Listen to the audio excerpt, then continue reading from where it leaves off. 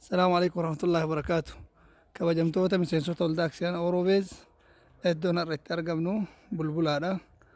Boodaan nu jirru kunis paarkii bulbulaa kan warshaa zayitaa irratti dhaabu deemnu kan sheedii bal'inni isaa meetira 2500 irratti arganne isa keessatti oomisha zayitaa yoo rabbi jedhe waldaan aksiyoona Orobeez dhaabuuf deemudha.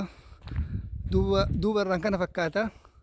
sheediin kenna yookaan magaazinni guddaan yoo rabbi jedhe zayita nyaataa keessatti oomishuuf deemnu kana akkuma argitan kana naannoon isaa sheedii garaagaraatiin marfamee jira. Haalaan nama gammachiisa. Piroojeektii guddaadha. Akkaan kun seensa isaati. Keessa seenne keessallee waan jiru waliin daawwanna. Kabajamtoota miseensota keenyaa carraan kun carraa gaariidha. Waldaan aksiyoona Orobeez sheedii kana guddatu mootummaa irraa argatee agreementii walii mallatteessee zayita nyaataa keessatti oomishuu deema. Warshaan zayita nyaataallee akka yeroo gabaabatti dhufee dhaabatee as keessatti oomisha eegalu xalayaan barbaachisu bulchiinsa paarkii agiroo industirii bulbulaa irraallee nu barraa'ee jira. Investimentii biiroo irraallee nu galmaa'ee jira. Wanti deemaa jiru waan akka nama boonsu waan akka nama gammachiisu bakka jirtanii rabbiin galateeffadha. Akka rabbiillee waan yaanne waan hawwine galmaan nu ga'u rabbiin nu kadha. Akka nama gammachiisa. Kana fakkaata sheediin kenna.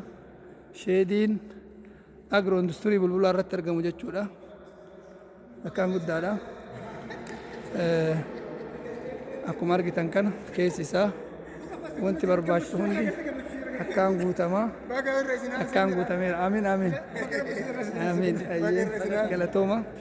Kunni warroota as keessa hojjetanii ka Oromoonuu boota akkanaa kan argatee qabatee jedhe baga gammadanii nuun jedhanii yeroo gammachuu isaanii nu qoodanidha. Akkuma argitan wanni barbaachisu hundi as keessatti guutamaadha. Kuni gaama fincaaniiti. Bakka harkatti dhiqatanii yoo rabbi jedhe oomishni guddaan zayita nyaataa ka Orobeez oomishuu deemu as keessa raawwatamaa jechuudha. Akkaan nama gammachiisa. Akkaan namatti tola. Orobeez kaayoo isaa mul'ata isaa galmaan gahuudhaaf aarsaa barbaachisu kafalee halkanii guyyaa dalagutti jira. Carraa guddaadha. Carraan akkanaa kun yoo harka Oromoo seenu waan akka nama gammachiisu waan akka nama boonsu baga gammaddan baga gammanne isiniin jenna. Sheediin kenna kana fakkaata. Yeroo gabaabatti akka xalayaan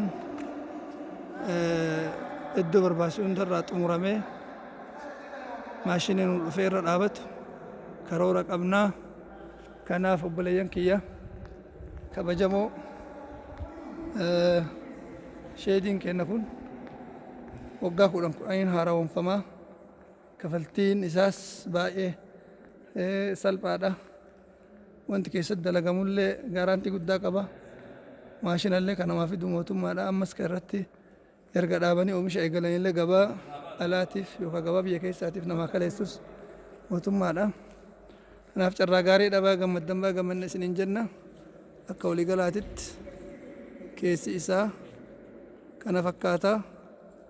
Waldaan aksiyoona Orobeez sheedii hagana guddatu kaare meetira 2500 irratti dhaabate yeroo argatee harka isaa keessa galfatee maashina eeggachuu jiru ibsu gammachuu guddatu itti dhagahama.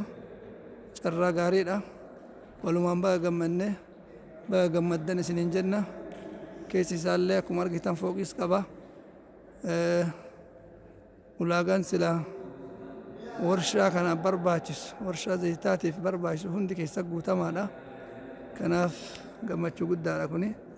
Walumaa galatti carraan kun carraa akka salphaa argame miti. Carraa aarsaa guddaadhaan dadhabbii guddaadhaan ifaajee guddaadhaan argame.